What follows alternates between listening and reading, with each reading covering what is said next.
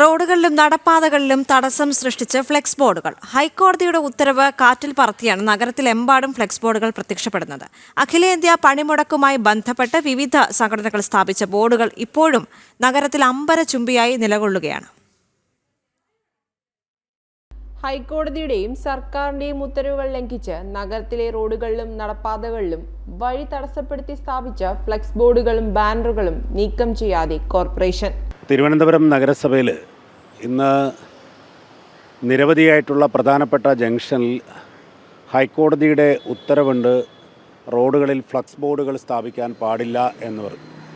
റോഡുകളിൽ flex board സ്ഥാപിക്കാൻ പാടില്ല എന്ന നിയമം തിരുവനന്തപുരം നഗരസഭയിലെ ജീവനക്കാർ നടപ്പിലാക്കുന്നത് രണ്ട് തരത്തിലാണ്.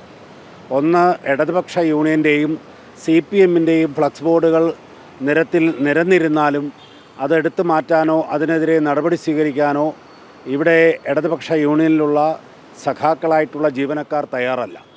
അത് സമയത്ത് മറ്റു രാഷ്ട്രീയ പാർട്ടിക്കാർ നമ്മുടെ വളരെ പ്രധാനപ്പെട്ട ചില കാര്യങ്ങൾക്ക് സൂചന എന്ന നിലയ്ക്കുള്ള ചെറിയൊരു ഫ്ലക്സ് ബോർഡ് ഇരുന്നാൽ പോലും മറ്റുള്ളവർക്ക് ഫൈൻ കൊടുത്തുകൊണ്ട് ചെയ്യുന്ന ഈ ഇരട്ടത്താപ്പ് നയം കോടതി ഉത്തരവിൻ്റെ നഗ്നമായിട്ടുള്ള ലംഘനമാണ്.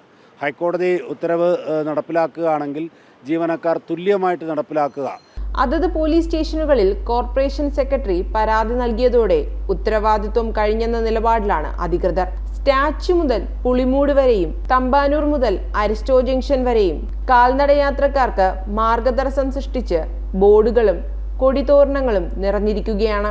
PMG, സ്റ്റാച്യു, പബ്ലിക് ഓഫീസ്, പാളയം, സെക്രട്ടേറിയറ്റ് മുൻവശം തുടങ്ങി നഗരത്തിലെ പ്രധാന സ്ഥലങ്ങളെല്ലാം മാർഗതടസ്സം സൃഷ്ടിക്കുന്നു. ജംഗ്ഷനുകളിലെ ട്രാഫിക് ഐലൻഡ്, മീഡിയൻ എന്നു തുടങ്ങി കാഴ്ചയെത്തുന്ന എല്ലായിടത്തും ചെറുതും വലുതുമായ അനധികൃത ബോർഡുകളാണ്. ദേശീയ പണിമുടക്കുമായി ബന്ധപ്പെട്ട് സ്ഥാപിച്ച ബോർഡുകൾ പോലും സംഘാടകർ നീക്കിയിട്ടില്ല.